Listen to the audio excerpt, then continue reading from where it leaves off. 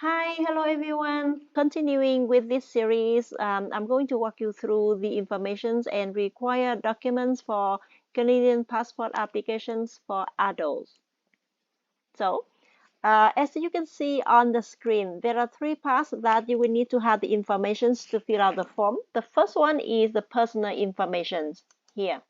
So in that personal information, you will need to have your name, your date of birth, your city and country of birth, your eyes color, your height, the last name of one parent at birth, your contact information, including address, phone number, and email. And they need to have your previous Canadian travel documents if you have one. And the proof of Canadian citizenship, like the birth certificate or the citizenship certificate. And you will need to have at least one document to support for your identity. For example, you can give them the driver license or health card. And you will need to provide the address and workplace in the last 2 years. So let's talk about the guarantor part. That guarantor need to have the full name, the date of birth, phone, and address. And that guarantor need to hold a valid Canadian passport. And he or she must tell the relationship to you, and they need to know you at least for 2 years. And that guarantor needs to sign in one of the photos of you. So that is the guarantor's part. Let's talk about the two references. Those people, you will need to have the name, the address, phone numbers, and emails from them. And those people need to tell the relationships to you, and they cannot be your relatives or they cannot be your guarantor. And those people need to be at least 18 years old, and they need to know you for at least for 2 years. And those people must agree to have the contact information provided, because the Passport Canada may contact them to confirm for your identity. All right. And please remember that when you type or print, it is all in capital letters. And if you use the ink, please use the black or dark blue ink. So in this part, we will talk about the checklist and the method of applying. About the checklist, you will need to have all 3 pages of form completed and signed within the last 12 months. And page 1 also need to be signed by a guarantor. You need to provide the 2 identical photos taken within the last 6 months and one certified by the guarantor. And you need to prove an original proof of citizenship and a supporting document, for example, driver license or health card. If that is the original, then that's perfect. But if it is a copy, then it must be signed and dated by the guarantor. And you will need to provide with a valid Canadian passport or Canadian travel document if you have. If you don't have, that is perfect too. And the fee, it is $120 if it is 5 years passport validity. And if 10 year, it is 160 Canadian dollars. And the price is different if it is made in USA. And there are two ways that you can apply. The first one is that you can go in person.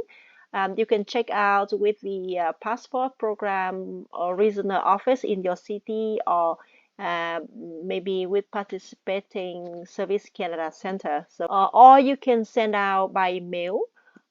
If you live in BC or Yukon or Northwest Territories or Nunavut, then the address is in Mississauga, as you can see on the screen. Or if you want to mail out from all other provinces and the United States, then the address is in Gatineau. And if you want to go with courier, then the passport program in Gatineau as well, as you can see on the screen. Okay, so now I'm going to walk you through the step of how to get the form so that we can fill out the form together. In a Google tab, you can type passport applications for adults, and then you click in here. And then here is the page that you can see the forms, the instructions, and the fees.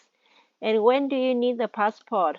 Like it depends on your situation, like you want it urgent or express or standard, and of those it will bring you to the form, the same form. And I often choose from 10 to 20 business days because I'm not in a rush. And do you already have a passport? No. How do you want to apply? I want to apply in person. And the most recent passport lost, stolen, or damaged, so none of those or both apply to me. And here you can see how to get the passport. There are 5 steps. The first one, complete the form. The second one is get all the required documents and the passport photo. The third one is find the 2 references. And then the fourth one is submit the applications and pay the fees. And then after that, we can get the passport and fly. So first, we can download the form and fill out the form. Here, you can click on here. Yep. Here you go. And then it brings you to that passport application. And now we are going to fill out this form now. All right? Stay with me. So guys, here's the form for adult general passport applications. The first part is the personal information. You need to fill out all that information, last name, first name, and the last name of a parent at birth, and the place of birth with the city and the country. And in here you can select the unknown if you don't have the date of travel yet. So you click on the unknown, and then you have to fill out the date of birth, the gender, the eyes color, the height, and the home address, as well as the email address and the phone number, all in here. Okay, so that is the first part, like personal information. You will need to fill it out, all of them. And the second part is the declarations of guarantor. That guarantor, as I said before, is the person who needs to have a valid Canadian passport so that he can fill it out for you. You can print it out and then that form out and then give it to that guarantor. He or she can help you fill it out. Or maybe if you have that information already, then you can fill it out for him or her and then give it to him or her, and then they can sign it in here as the signatures of guarantor. Okay, so last name and first name and date of birth and Canadian passport, the date of issues for the passport, the date of expiry for the passport, relationships to you as an applicant, and the telephone number and his or her home address. In my case, that is a he, Ali. And then the city that he's living in. And then after that, I can give it to the guarantor, to Ali, and then he can sign here for me. And he needs to say like how many years that he's been knowing me. For example, like I and him knowing for 3 years already. So put it in here as 3. And that person, the guarantor, need to know you for at least 2 years. Okay, and your date and the city and the province that he signed. So that is number 2. And for number 3, the previous Canadian travel document, if you have, then you put it here as a yes. If you don't have, then you put it as no. Number 4 is a proof of Canadian citizenship. You will need to complete this part if you were born here in Canada, and then you will need to provide with the Canadian provincial or territorial birth certificate, and then you put in here registration number or the citizenship certificate in here. However, most of them, the people that I know, they were born outside of Canada. Number B, I would choose certificates of Canadian citizenship, and then if I choose that, and then I have to put the number in here and the date of issues in here. All right, so it depends on your situation. And number B, to be completed if you were born outside of Canada in between February 15, 1977 and April 16, 1981 inclusive. But like if you were not born in between those, and then you don't need to fill out this number 2. Okay, and then we can move to number 5. That is a documents to support your identity. One is enough. One document is enough. However, I would say you can give it two. That's okay too. The type of document, in my case, I take driver license and then put the document in number here and the date of expiry. You can see it on the card, okay, and the name here. I put it here. And then the type of document, another one is I take the health card like the OHIP and the document number in here and the date of expiry and my name on that, Adam Smith. I can see that on the card. And then after that, when I print it out, and then I can sign it in here, signature of applicant, and I date in, and then I date in here. And number 6 is the periods of validity. I would choose like 5 years or 10 years, but I don't want to do that in every 5 years, so I select the 10 years passport. Number 7, that is the additional personal information. The address in the last 2 years. If you have the same address as the current home address, so you just select on that one on the first point.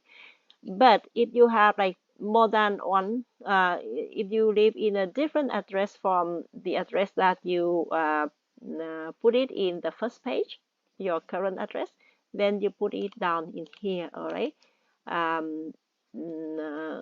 From when to when, like they count by the month of the year.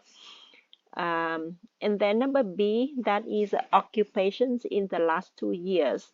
If you work and then you select on the first box, like I was employed, or maybe if you were a student and then you select on I was in school as a part-time or full-time student, or maybe even if you stay at home, you are unemployed, and then you select on the box of others.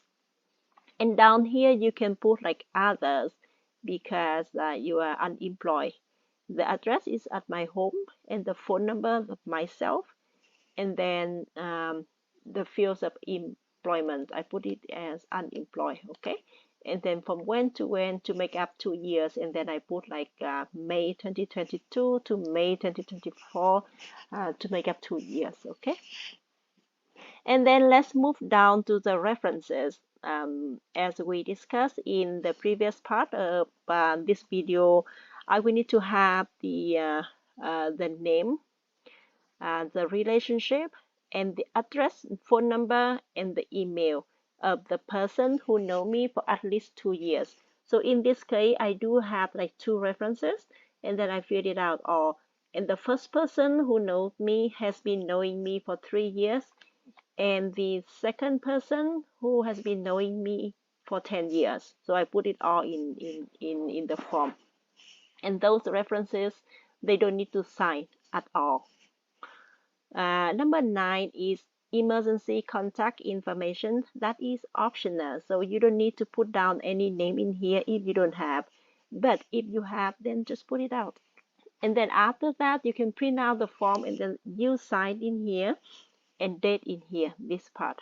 So total, you will have 3 signatures and 1 signature of a guarantor, and that's it.